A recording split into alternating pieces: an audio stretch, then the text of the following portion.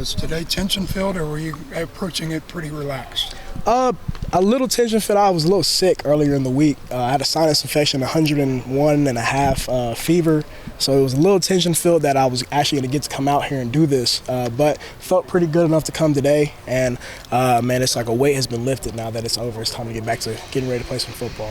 After all you proved here in college, what did you want to show scouts in this past couple Right. months? For myself, I wanted to showcase that, of course, route running and being able to catch the ball at the backfield. And then outside today, even though we had 30-mile-an-hour winds, be able to track a football punt-wise, be able to catch it, secure it cleanly. It was a little tough today with the winds, but I feel like I did a pretty good job. And then, of course, coming in here, you're always going to have the kind of the narrative of the 40, and I feel like everybody kind of feels like I'll do a good job in the cone drills and stuff like that, but wanted to come out here and run a good 40 as well, and I feel like I did a pretty good job.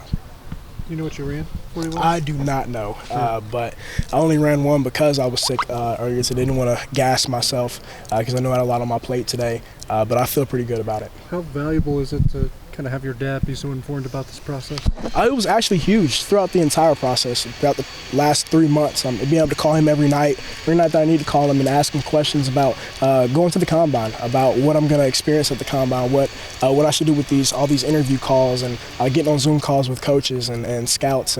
But also one of the biggest things that he told me was to just be yourself, and that's what I did throughout the process. If I had any questions for him, I didn't hesitate to ask, and I appreciate him so much for that. Was he at the combine? He was.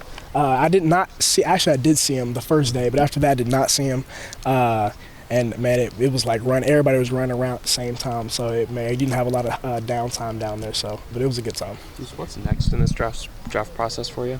For myself, so now you get to do some like private workouts. So I'll be in here in Manhattan for about 2 weeks, and then you get to do some more interviews over Zoom calls. But now get to the fun part. So getting back to working out for football.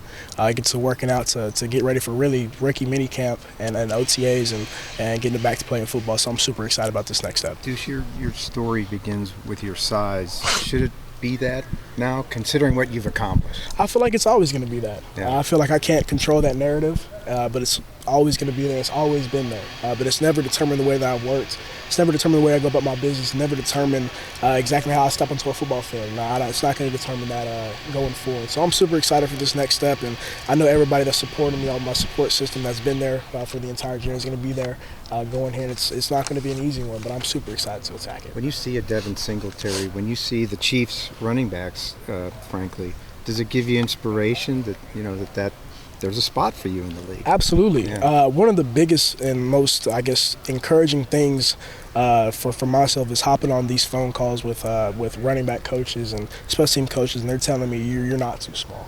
They're telling me I wouldn't be on the phone with you if you were too small, and that's been huge for my confidence going into this next level, that they have belief in me.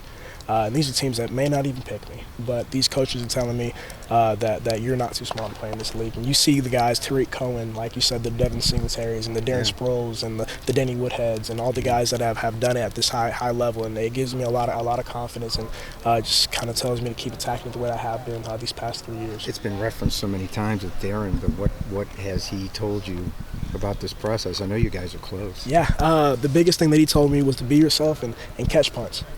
He was like, it's going to be in the easiest and most fastest way onto the football field, because not a lot of guys do it. Not a lot of guys are good at it.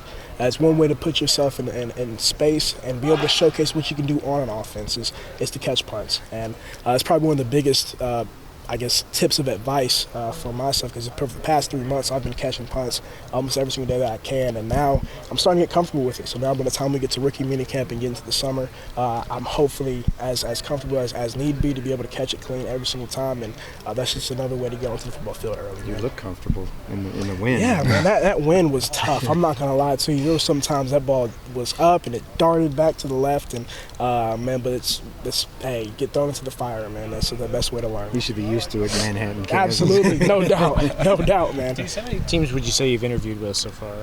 I'd say as far as at the combine, a lot of informal. I think I talked to 24 informal, and then as far as kind of like private, I'd say about 10 or 11 teams I've talked to on Zoom calls or over the phone.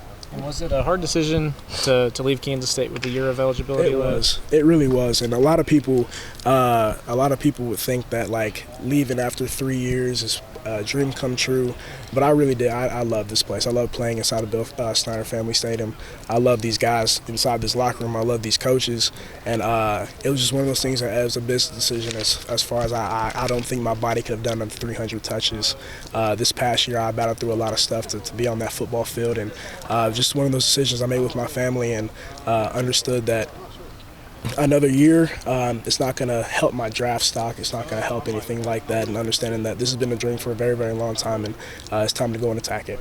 Deuce, what was it like to kind of do in this facility, brand new facility, kind of in front of all these scouts? It was huge to come back and kind of be at home. I got here last Wednesday and started training here and starting to feel the turf and feel everything. And all the seniors and everybody that's leaving kind of came back day by day, and be able to work out with them again and to be able to go through this process and how you do this in the drill and how you do this in your 40, and just learning from them as well, and then having a great time with it, having a week to get ready for this and then to showcase our abilities in front of the people that are going to make the decisions was huge, and it was a great time. And specifically this brand new facility, yes, was sir. it kind of like advantageous to kind of be able to kind of work out for this? Absolutely, because we worked out in here getting ready for the bowl game a little bit, so we kind of knew about it. But to be able to come here, it's an unbelievable facility, and every single day it's open to us by the coaches and by the training staff. And every time we step in here, you got to take a look. You have to look around, and it is amazing. And trust me,